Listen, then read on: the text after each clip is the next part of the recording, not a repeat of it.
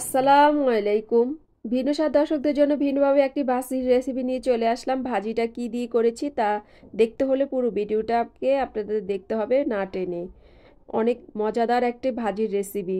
যারা কখনো শালগম খায় না তারাও কিন্তু এই শালগম এভাবে করে রান্না করলে চেটেপুটে খেয়ে নিবে। আপনাদের জন্য সহজ করে রেসিপিটা নিয়ে আসলাম। আমি আগে থেকে একটা তেলাপিয়া মাছকে কেটে ভালো মতো ধুয়ে পরিষ্কার করে নিয়েছি। এখন সিদ্ধতে বসিয়ে দিব। তার সাথে নিয়েছি 1 কেজি ওলকপি অথবা শালগম। মাছটা সিদ্ধ বসিয়ে আমি এখন শালগমগুলোকে কেটে নিব। আপনাদের দেখার সুবিধার্থে আমি দেখিয়ে দিচ্ছি কিভাবে শালগমগুলোকে আপনারা কেটে নেবেন। আর চেষ্টা করবেন শালগম, টাটকা শালগমটা এনেই বাজার থেকে রান্না করার জন্য, তাহলে ভিতরে যে একটা শক্ত হয় সেটা হবে না। যদি ঘরে এনে রেখে দেন তাহলে কিন্তু ভিতরে শক্ত হয়ে যায় শালগমের। এভাবে করে সবগুলো শালগম আমি ছিলে কেটে নিব।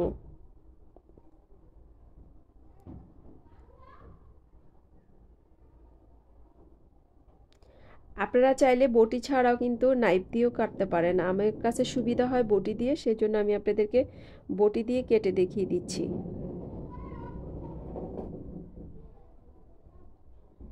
এভাবে করে সবগুলো আমি ছিলে নিয়ে এখন কুচি করে নিব। সেম আলু ভাজি করেন যেভাবে, আলুর মতো করে কেটে নিতে হবে। এভাবে করে সবগুলো শালগম আমি কুচি করে নিয়েছি। এখন আমি আগে থেকে যে মাছটা সিদ্ধ বসিয়ে দিয়েছি সেই মাছটাকে উঠিয়ে রেখে শালগম কুচিগুলোকে ধুয়ে এখন এই পানির মধ্যে আমি আবার শালগমকে সিদ্ধ করে রান্না করব। এতে করে তাড়াতাড়ি হয়ে যায়। শালগম একটু শক্ত সবজি, সেজন্য সিদ্ধ করে নিলে আপনার রান্নাটা দ্রুত হয়ে যাবে। এর মধ্যে সিদ্ধ বসিয়ে আমি কিন্তু পেঁয়াজ, কাঁচামরিচ, টমেটো, ধনিয়া পাতা সবগুলোকে কেটে নিব। এতে করে রান্না খুব ঝটপট হয়ে যায়। আমি সবগুলো কিন্তু আগে থেকে ধুয়ে পরিষ্কার করে নিয়েছি। ভাববেন না যে ধোয়া ছাড়া আমি কেটে নিচ্ছি। আগে থেকে আমি ধুয়ে পরিষ্কার করে নিয়েছি। সাথে আমি কয়েকটা আলু দিব। আলুগুলোকে কুচি করে নিচ্ছি। এভাবে করে কুচি করে সাইডে রেখে আমি যে মাছটাকে উঠিয়ে রেখেছি, মাছটা ঠান্ডা হয়ে গিয়েছে। এখন মাছটাকে আমি কাঁটা থেকে আলাদা করে বেছে নিব। এভাবে করে বেছে নেবেন মাছ, তাহলে কিন্তু খাওয়ার সময় আর কাটা বেছে নিতে হয় না, সুবিধা হয়। এখন আমি 2 টেবিল পরিমাণ তেল বসিয়ে দিয়েছি। তেলের সাথে একটা রসুন কুচি দিয়েছি, তার সাথে একটা পেঁয়াজ কুচি।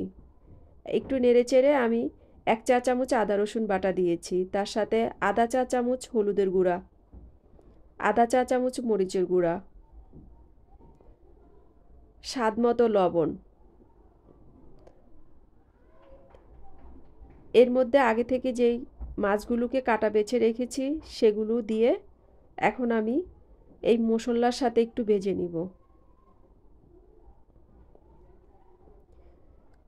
2-3 মিনিটের মতো ভেজে নেওয়া হয়ে গেলে আমি আলু কুচিগুলোকে আগে দিয়ে দিব।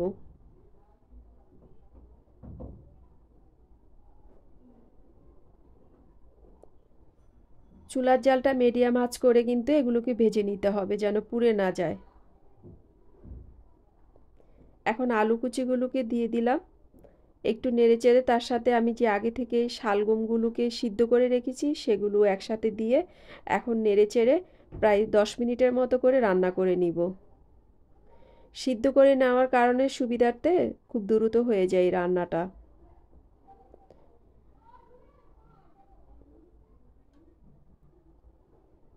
চুলার জালটা বাড়িয়ে কিন্তু এভাবে নেড়েচেড়ে ভাজিটা করে নিতে হবে।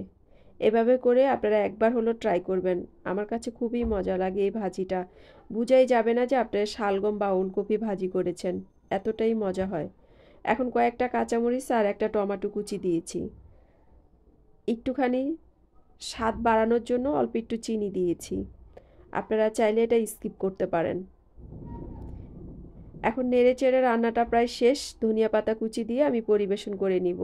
এভাবে করে আপনারা একবার হলো ট্রাই করবেন। আমি কথা দিচ্ছি আপনাদের পরিবারের সদস্যরা সবাই পছন্দ করবে। ভালো থাকবেন, ভালো রাখবেন। আল্লাহ হাফেজ। আসসালামু আলাইকুম। ভিন্ন সাথে সাথেই যুক্ত থাকবেন। ধন্যবাদ।